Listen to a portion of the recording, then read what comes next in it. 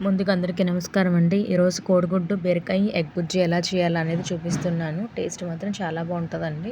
నార్మల్‌గా మనం ఎగ్ బుజ్జి చేసుకుంటాం కదా! అలా ఉత్తిగా ఎగ్ బుజ్జి చేసుకునే కంటే ఇలా వెజిటబుల్స్ యాడ్ చేసుకొని కూడా చేసుకోవచ్చు. ఈవెన్ బంగాళాదుంపతో చేసుకోవచ్చు, బీరకాయతో చేసుకోవచ్చు. టేస్ట్ అయితే మాత్రం చాలా బాగుంటుంది. ఈవెన్ దొండకాయ ముక్కలు కూడా చిన్న చిన్నగా దొండకాయ ముక్కలు కట్ చేసుకొని కొంచెం అవి హీట్ చేసుకున్న తర్వాత కూడా వాటితో కూడా చేసుకోవచ్చు. ఇప్పుడు నేనైతే బీరకాయతో చేస్తున్నాను. టేస్ట్ మాత్రం చాలా బాగుంటుందండి. కానీ అది పర్ఫెక్ట్‌గా చేసుకోవాలి. మనం పచ్చి పచ్చిగా చేసుకుంటే మాత్రం ఫ్లేవర్స్ ఏమి తెలీదు మనకి. బీరకాయ స్మెల్ వచ్చేస్తది. అందుకని బీరకాయ మొత్తం అంతా మనం కూర వండుకున్నప్పుడు ఎంతవరకు అయితే కుక్ చేసుకుంటామో అంతవరకు ఫస్ట్ బీరకాయ, ఉల్లిపాయలని కుక్ చేసేసుకోవాలి. చేసుకున్న తర్వాతే మనం ఎగ్ యాడ్ చేసుకోవాలి. నేను స్టెప్ బై స్టెప్ ఇక్కడ మీకు వీడియో క్లియర్‌గా చూపిస్తున్నాను.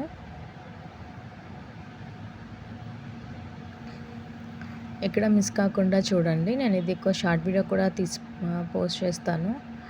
ఇదైతే లాంగ్ ప్రాసెస్ ఉంటుంది. అంటే టైం అయితే ఎక్కువ ఏం పట్టదండి. మనం దాన్ని కంటిన్యూస్‌గా వేయించుకుంటా ఉంటే మాత్రం తొందరగా బాయిల్ అవుతుంది. చూసారు కదా! చాలా ఫాస్ట్‌గానే అవుతుంది.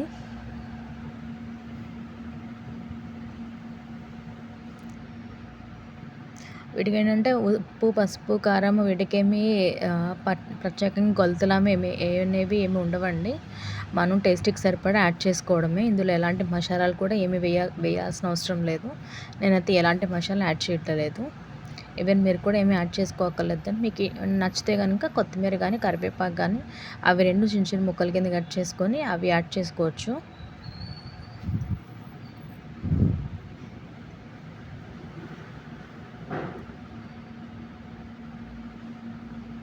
వీటిల్లో వాటర్ కూడా వేయకూడదండి. కొంతమంది ఎగ్ బుజ్జిలా ఫస్ట్ ఉల్లిపాయలు వేగిన తర్వాత వాటర్, ఉప్పు, కారము అన్నీ వేసేసిన తర్వాత వాటర్ కూడా వేసి ఆ వాటర్తో ఉడికిన తర్వాత ఎగ్గులు అందులో కొట్టి వేస్తారు కదా ఎగ్ బుజ్జికి. దీనికి అలా వేయొద్దండి. ఎందుకంటే మనకి బీరకాయలో ఆల్రెడీ వాటర్ వస్తుంది కాబట్టి మనం ఇందులో ఎక్స్ట్రా వాటర్ మాత్రం యాడ్ చేయొద్దు. ఆ ఆయిల్ ఏదైతే ఉందో మగ్గిన తర్వాత ఆయిల్ పైకి వస్తుంది. వచ్చిన తర్వాత మనం కొంచెం కారం యాడ్ చేసుకొని కారంతో ఫస్ట్ అది మొత్తం ఉడికిపోవాలి. ఆ కారం ఫ్లేవర్ మొత్తం పట్టుకున్న తర్వాత అంతా కుక్ అయింది, ఇంకా కర్రీ అయిపోవచ్చింది అనగా అప్పుడు మధ్యలో హోల్ లాగా చేసుకొని కొంచెం గ్యాప్ ఇచ్చి అందులో ఎగ్స్ కొట్టేసుకొని కొంచెం ఆ ఎగ్ కింద ఉడికిన తర్వాత మనం స్మాష్ చేసేసుకోవడమేనండి. కాకపోతే పచ్చివాసన పోయేంత వరకు మాత్రం మనం కలుపుతూ ఉండాలి. మనం ఎగ్ బుజ్జి ఎలా అయితే మూకుడికి పట్టుకోకుండా చేసుకుంటామో ఇది కూడా సేమ్ అదే ప్రాసెస్లో చేసుకోవాలండి.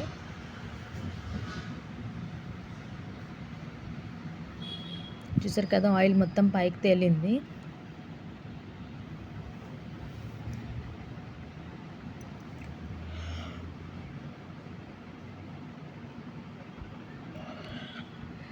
మీ ఇంట్లో ఎవరైనా బీరకాయ కూర తినని వాళ్ళు ఎవరైనా ఉంటే కనుక ఒకసారి బీరకాయని ఇట్లా ట్రై చేసి చూపెట్టండి. టేస్ట్ మాత్రం చాలా బాగుంటుంది. అందులో మీరు బీరకాయ వేసారన్నవి అన్నట్టే అసలు కూడా తెలియదు.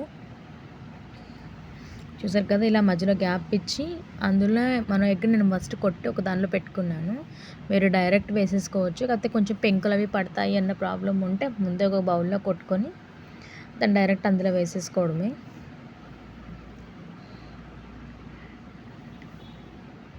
చూసారు కదా అది కింద కొంచెము కుక్ అవుతుంది. అయిన తర్వాత మొత్తం అంతా స్మాష్ చేసేసుకోవచ్చు.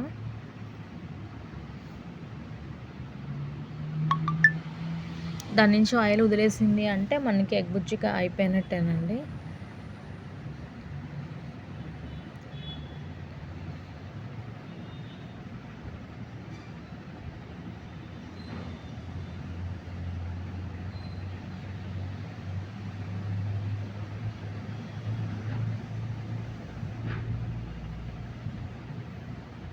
ఇంకొక 3-4 మినిట్స్ పడుతుంది అది మొత్తం అంతా కుక్ అవ్వడానికి. కొంచెం మూత పెట్టుకొని మగ్గించుకోవచ్చు. లేదు అంటే కనుక మీరు డైరెక్ట్ కలుపుతూ ఉన్నా కూడా మగ్గిపోతుంది. దేనికి అది విడివిడిగా అయిపోయింది చూసారు కదా.